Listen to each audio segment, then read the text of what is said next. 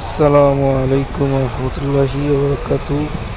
পঞ্চগড় থেকে ছেড়ে আসা রাজশাহীগামী ৮০৪ ডাউন বাংলাবান্ধা এক্সপ্রেস ট্রেনটি এই মুহূর্তে আব্দুলপুর জংশন রেলওয়ে স্টেশনে প্রবেশ করছে। এরপর লোকোমোটিভ রিভার্স করে রাজশাহীর উদ্দেশ্যে ছেড়ে যাবে।